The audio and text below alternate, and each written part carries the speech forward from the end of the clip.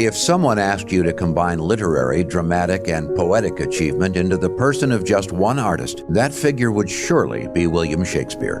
The influence of this mysterious playwright, poet, and expert student of human nature is quite unique in the history of human experience. Born in 1564 in Stratford-upon-Avon, England, Shakespeare had a good grammar school education that gave him the tools he needed to write his plays, including command of the English and Latin languages, and a familiarity with the great classical and Christian authors of history. In 1582, 18-year-old Shakespeare married 26-year-old Anne Hathaway.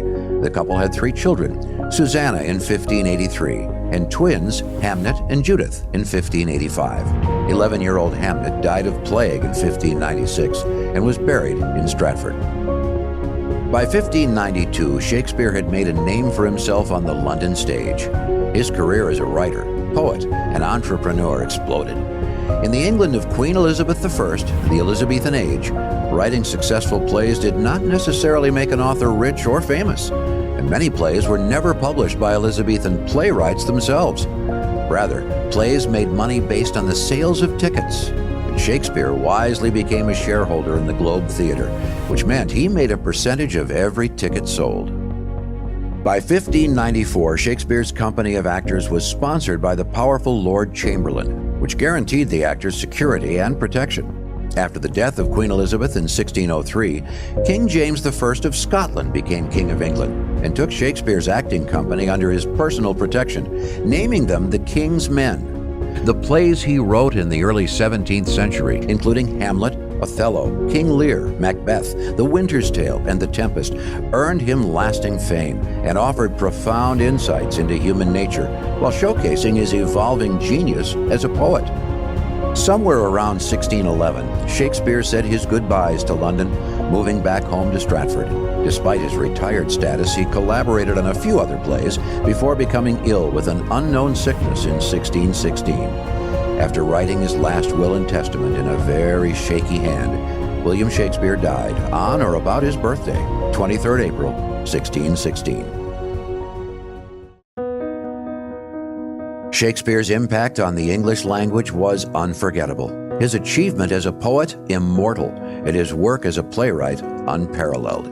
Today, English speakers across the globe repeat every day in casual conversation many of the words and phrases he invented, often without even realizing their origin. The very name Shakespeare has become a synonym for literary genius. If you have ever been told that love is blind, or you've found yourself in a pickle, then you are speaking Shakespeare. If you've been on a wild goose chase or been attacked by the green-eyed monster, or are as pure as the driven snow, you are speaking Shakespeare. Or if you've seen better days, or bidden someone good riddance, or felt the need to be cruel to be kind, or possessed a heart of gold, or tried to break the ice, or killed with kindness, or had too much of a good thing, then you are speaking Shakespeare. And if you find Shakespeare's language too difficult and simply walk away because it's all Greek to you, then you're speaking Shakespeare too. In fact, Shakespeare has been credited with inventing more than 1,700 common words, which adds up to more than 20,000 when parts of speech are compounded. But of all the words used or created by Shakespeare, none appears more than love. More than 2,200 times, Shakespeare invoked the word love. Today, Shakespeare is the best-selling fiction author of all time, with an estimated 4 billion copies sold.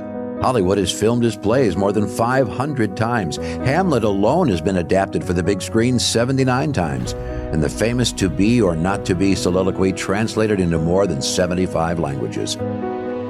At his death in 1616, he left behind 38 plays, from comedies to tragedies to histories to romances, in addition to 4 poems and 154 sonnets. As his famous contemporary, the playwright Ben Jonson, wrote in a poem of praise, Shakespeare was not of an age, but for all time.